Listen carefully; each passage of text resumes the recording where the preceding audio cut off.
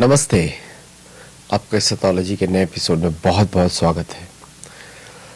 मैं जब थोड़ा रिसर्च कर रहा था कलयुग के ऊपर, तो कलयुग के ऊपर बहुत सारे चैनल में बात हो रही है। कलयुग खत्म हो गया, कलयुग अभी उसका अंत हो चुका है, कलयुग शुरू हो गया है, या 2025 में कलयुग आएगा।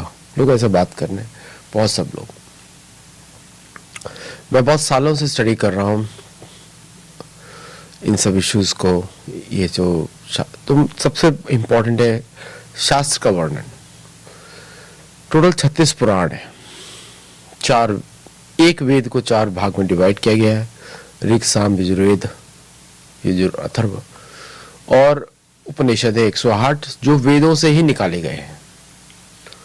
महाभारत महाकाव्य है जिसको गणेश जी ने लिखा है, व्यास जी ने बोला है। उसमें सारे वेद पुराण उपनिषद सब उसके अंदर है। फिर रामायण है, इतिहास, भगवान राम की गुणगाथा है, भगवान राम के चरित्र का वर्णन है। तो ये सब हमारे वैदिक ही बोला जाता है इन सबको, और ये सब हमारे लिए ही बनाए गए हैं, आपके लिए है, मेरे लिए है। और जितना ज्यादा हम इनको पढ़ते हैं उतना ही ज्यादा हमको ज्ञान मिलता है और जीवन सरल हो जाता है। जीवन को सरल रखना बहुत आवश्यक है। जो कुटिल दिमाग होता है ना, कि कुटिल दिमाग, कॉम्प्लेक्स बोलेंगे, कुटिल कॉम्प्लेक्स, उसमें ये सब चीजें समझ में नहीं आती लोगों को। कुटिल में बिल्कुल समझ में नहीं आएगा किस तरह ये चलता है, क्या होता है इसके अंदर। तो एक बड़ा अच्छा संवाद है इंद्र के द्वारा। तो शक्र उवाच, इंद्र बता रहे हैं, और इंद्र बता रहे हैं सभी कल्पों के बारे में। अनेक कल्प हैं। ब्रह्मा के एक दिन को कल्प बोला जाता है, उतनी लंबी उनकी रात होती है, और अनेक कल्प हैं। तो बता रहे हैं कि इंद्र बोल रहे हैं। इंद्र, तो अभी इंद्र की भाषा तो सुननी चाहिए। ये लिंग पुराण से है, आप लिंग पुराण पढ़ सकते हैं।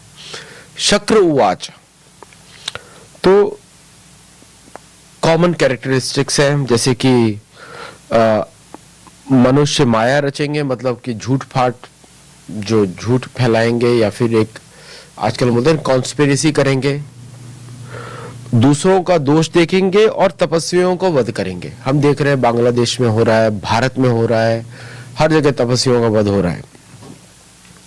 कलयुग में प्रमाद मतलब पागलपन, रोग और निरंतर क्षुधा का भय, निरंतर भुखमरी, अनादृष्टि, कोर, घोर भय और देशों का विपर्य, ये सब होगा। सभी देशों का विपर्य मतलब टूटेंगे सारे देश, विनाश। लोग वेदों की प्राथमिकता स्वीकार नहीं करेंगे, हम देख ही रहे हैं, है ना। अधर्म का आचरण करेंगे, जो वेदों के प्रतिकूल है वो अधर्म है, जो वेदों के बाहर है वो अधर्म है। और धर्मच्युत होकर अनाचार में रत रहेंगे। धर्मच्युत अपने आप को सनातन धर्म का पालन करने वाले बताएंगे, लेकिन अनाचार आचार्य उनके उस प्रकार के नहीं होंगे। क्रोधी होंगे और मंद बुद्धि वाले होंगे, ये लिखा हुआ है। तो इसीलिए ज्यादातर बोलते हैं ना, हरिनाम लेते रहिए बस, और कुछ नहीं।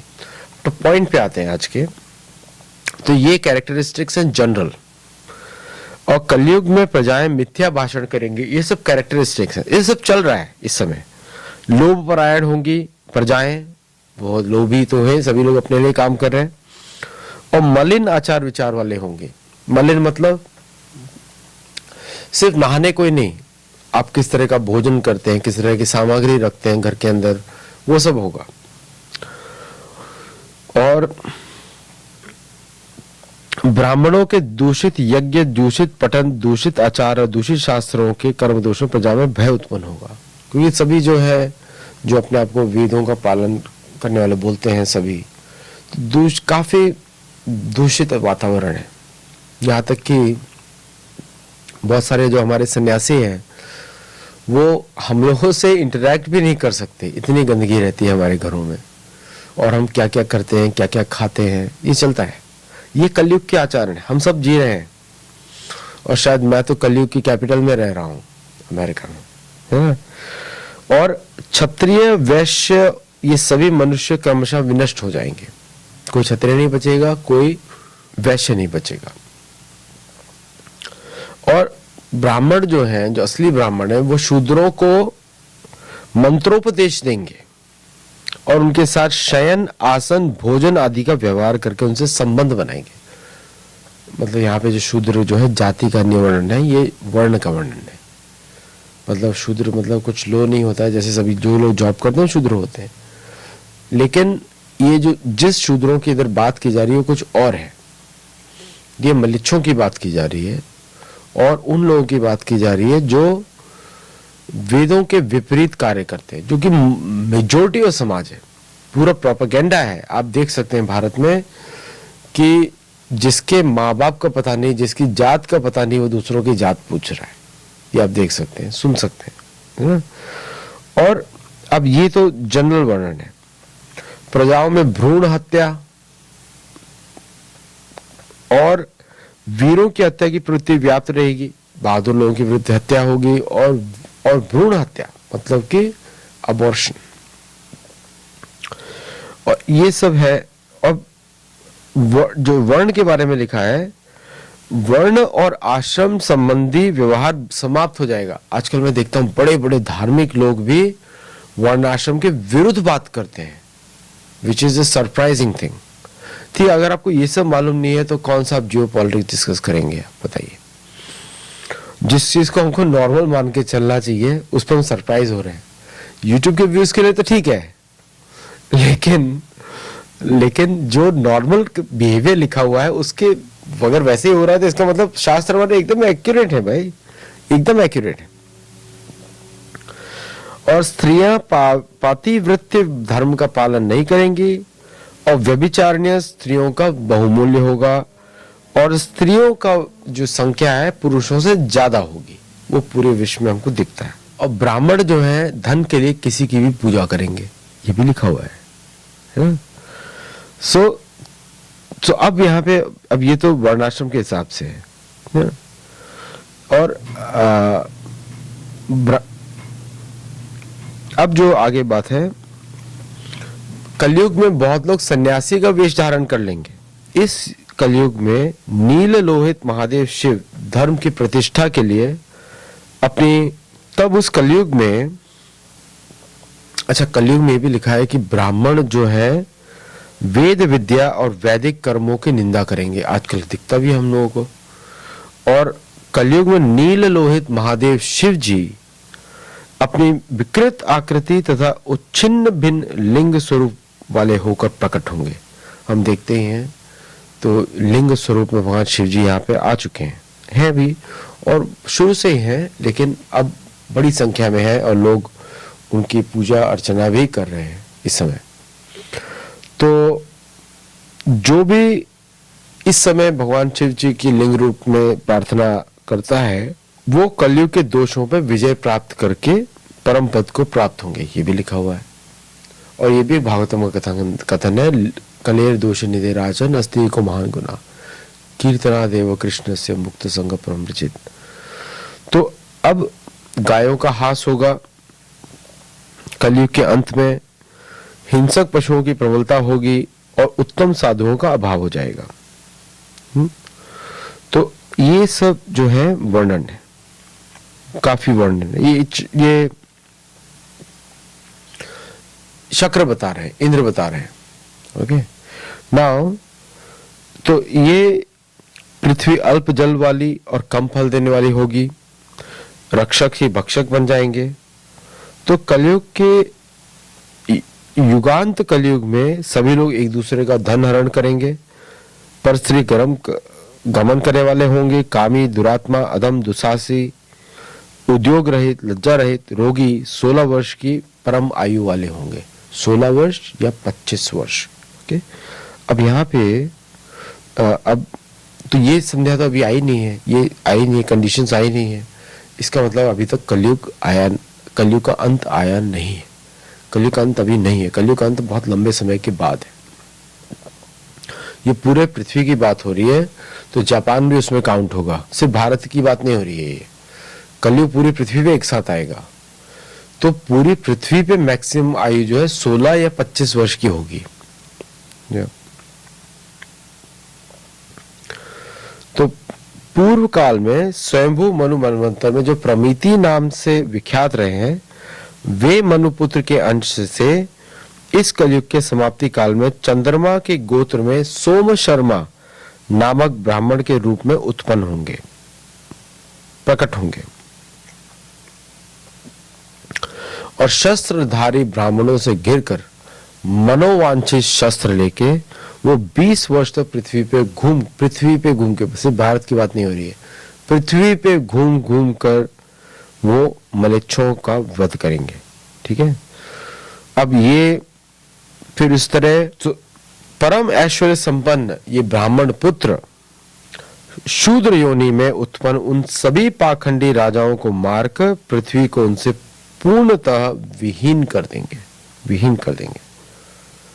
और वे भी उन सभी जो इनके डिपेंडेंट उनको खत्म करें। मतलब अभी कलयुग की समाप्ति का समय नहीं आया है, लेकिन कलयुग की समाप्ति से पहले हम लोगों के लिए बहुत इंपॉर्टेंट साधन है। तो जो भी ऐसा बोलते हैं कलयुग की समाप्ति होने वाली है, उस पर हम लोग कोई और शो भी करेंगे। तो कलयुग की समाप्ति अभी नहीं दिखती लक्षणों के द्वारा। लक्षण बताते हैं कि कलयुग की अवस्था अभी तक घोर नहीं पहुंची है, कलयुग एक तरह से शुरुआत में है इस समय। तो आप में से बहुत सारे लोग एलन मस्क के फैन भी हैं। मैं तो सिर्फ फॉलो करता हूं कि ट्रैक करने के लिए कि लोग क्या बात कर रहे हैं। अभी आप देखिएगा आर्टिफिशियल इंटेलिजेंस के माध्यम से जो रक्तपात होगा मनुष्यों का वो बहुत ज्यादा होने वाला है। और आर्टिफिशियल इंटेलिजेंस दिखाता है कि जो मनुष्य की क्षमता जो है बहुत भी कम होने वाली है। अभी आप देखिए छोटे छोटे बच्चे जो है कैलकुलेटर्स लेके बेसिक कैलकुलेशन करते हैं। तो पूर्व जन्म में वीरवान प्रमिति नामक नाम वाले कलयुग में मनुपुत्र विष्णु देव के अंश से सोम गोत्र में कलयुग के पूर्ण होने पर उत्पन्न होंगे। ये जो करंट कलयुग में वो पृथ्वी को गंगा यमुना के मध्य स्वयं को संस्थापित कर लेंगे। तो मारकर 32वें वर्ष के उदित होते ही, मतलब वो मंत्रियों सहचरों, तो जब वो 32 वर्ष के होंगे तो उस तब तक वो ये सब काम कर चुके होंगे। और उसके बाद अपने आप को गंगा यमुना के बीच में, मतलब गंगा भी रहने वाली यमुना भी रहने वाली, पानी इतना नहीं होगा, पानी कम होगा। जैसे आज सरस्वती नदी को आप पहचान नहीं पाते हैं। किसी ने सोचा नहीं होगा जब सरस्वती नदी थी कि उसको कोई क्रॉस भी कर सकता है। 20-20 किलोमीटर लंबी थी क्रॉस करने के लिए। आज किसी को आइडिया भी नहीं है कि वो जगह पूरी खाली हो चुकी है। तो इसी तरह गंगा यमुना भी सिकुड़ जाएंगी, कम हो जाएगा पानी, बहुत कम हो जाएगा। तो जब यत्र तत्र थोड़ी थोड़ी प्रजाएं रहेंगी पूरी पृथ्वी पर, और बाकी वे लोभ के वशीभूत एक दूसरे से उनकी हिस्सा कर डालेंगी, मतलब प्रजा आपस में एक दूसरे को मार डालेंगी। तो धर्म के नष्ट होने पर पतन को लोग लघु आकार वाले, छोटी हाइट के और 25 वर्ष की आयु के होंगे। 25 वर्ष मैक्सिमम आयु। और ये व्यक्ति जब ये कलयुग का जब समय आएगा, फिर उसके बाद क्योंकि श्रौत और स्मार्त जो प्रकार का धर्म होता है और सप्त ऋषि सप्तसिद्ध लोग उपदेश करते हैं, कलयुग में प्रजाएं बढ़ने लगती हैं। तो इसके बाद जो है उस धर्म का पालन करते हुए सतयुग में प्रजाएं बढ़ेंगी। तो in short the answer is कि कलयुग अभी समाप्त नहीं हुआ है। कलयुग की आयु 100 वर्ष रहती है। आजकल भी कुछ लोग 113 वर्ष तक जीवित रहते हैं, 108 भी देखा है। पूरी पृथ्वी पे जब एज मैक्सिमम 25 होगी, 25 होगी, तब जाके कलयुग की समाप्ति आरंभ होगी। उसके पहले कुछ नहीं। तो अभी इस समय हरिनाम लीजिए, शिव जी की प्रार्थना करिए और खुश रहिए। बस इतना ही है। ये यही शो था, थोड़ा छोटा सा, काफ़ी आपको इंफॉर्मेशन देने के लिए, और इस पर अलग हम शो करेंगे तो लोग सुन भी सकते हैं। नमस्ते, थैंक यू।